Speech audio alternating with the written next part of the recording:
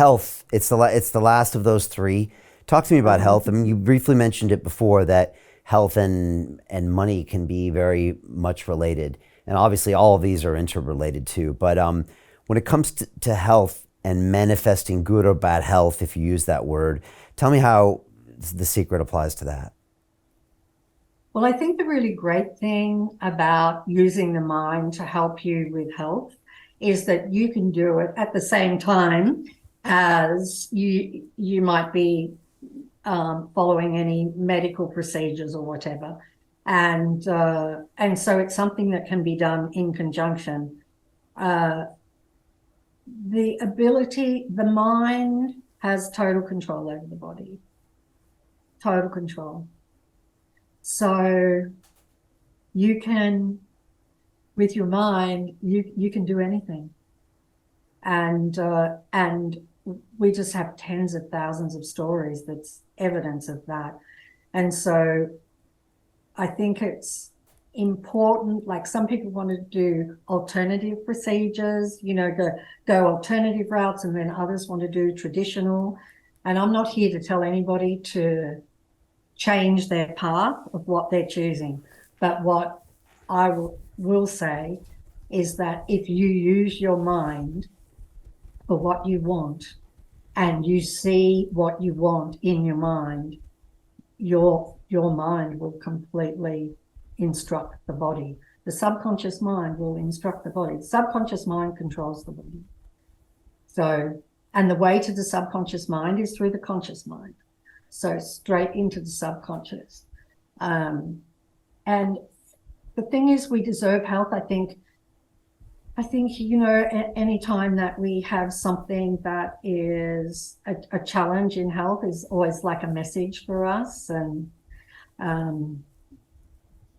also to just watch our emotions. I think like Louise Hay did this incredible book years and years ago about linking emotions to particular parts of the body. The thoughts, like anger, I think was liver, and so she did this incredible link. That book is amazing. I mean, I have that book still, and if you get a cramp in your leg, she tells you what kind of thought, lackful thought that is linked to, and the way to reverse it. And what's her book called? You know it. I just had It's her number one book, everybody. Anyway, it's her number one book. Yeah.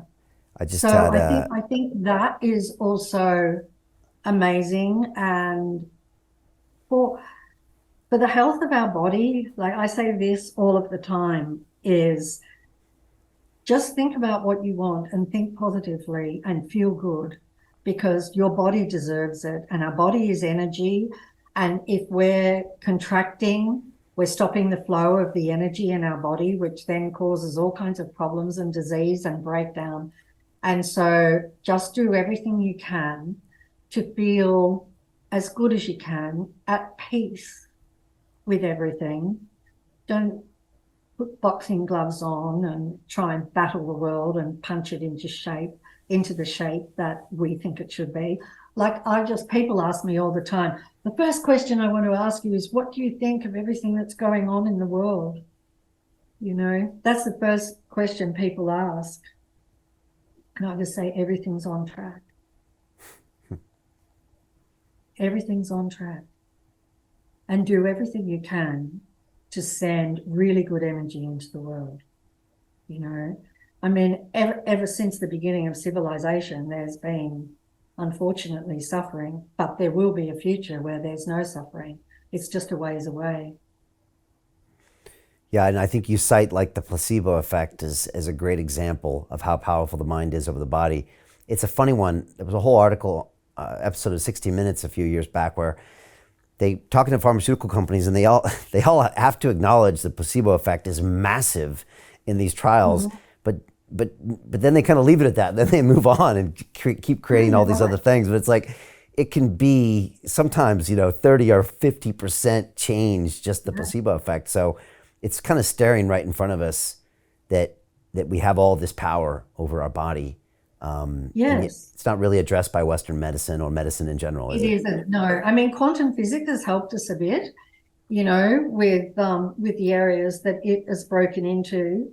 But science, it's going to take a while for science to get there, and that's why it's important for people to know the power that they have, and in terms of empowering thoughts. And so, what thoughts do you want to empower? Do you want to empower thoughts of health and well-being, despite what is happening? Or do you want to fall down into, sickness? And I mean, we saw with the pandemic how terrifying that was for the world, and that's just a whole lot of thoughts of what we didn't want. And it just terrified the world. Yeah. Because if you think about what you don't want, your brain doesn't know the difference between that and that's what you do want. So just thinking about that will draw that energy to you. Yeah. Yeah. Law of attraction does not know no. There's no negative. There's no absence. It's only creative. So it's creating all the time what you want, what you don't want, what you want, what you don't want, what you want, what you don't want. So best to have it create what you want. The greedy bankers are about to do it again. In 2008, they crashed our financial system and nearly bankrupted the entire global economy. Then they received trillions of dollars in government bailouts. And after, they demanded fat bonuses paid for by you, the taxpayer. It turns out the banks haven't just been screwing the American taxpayers, they're also screwing over their investors. Turns out the banking industry is the worst place you could put your money, despite enormous taxpayer bailouts. Now the bankers are back to take away your financial freedom. They lie and tell you that cryptocurrency isn't safe. They try to make it illegal for you to choose how to invest your hard-earned money. They lie and say cryptocurrency is used by money launderers and criminals. But look at the record. It's the banks themselves that launder hundreds of billions of dollars every year to the biggest criminal operations in the world. Leaked documents have revealed how some UK banks have helped criminals, money launderers and Russians under sanctions. American authorities discovered that the Sinaloa cartel moved $881 million through HSBC accounts as bank officials turned a blind eye to the illegality. The bankers lie and say cryptocurrency is not a real investment. Meanwhile, the smartest CEOs in the world are buying billions and billions of it. The truth is that banks lie about cryptocurrency because it makes them scared.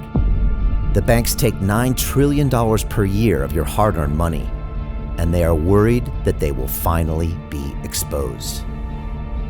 They're scared because crypto means they can no longer control your money, which means they can no longer control you. They are scared because you might actually understand your money and intelligently decide what to do with it. Now is the time for us to come together, fight back, and take control. It's time to educate ourselves, our families, and our communities. Because financial education means financial freedom. We know that cryptocurrencies will help us build the new decentralized financial system of the future. A banking system that is of the people, by the people, and for the people. A banking system where access to finance is a fundamental human right. A banking system that is free and fair and welcomes all humans on this earth. The DeFi revolution is happening. We, the people, can no longer be fooled. We choose to take control of our finances. We choose to take control of our freedom. We choose to take control of our future.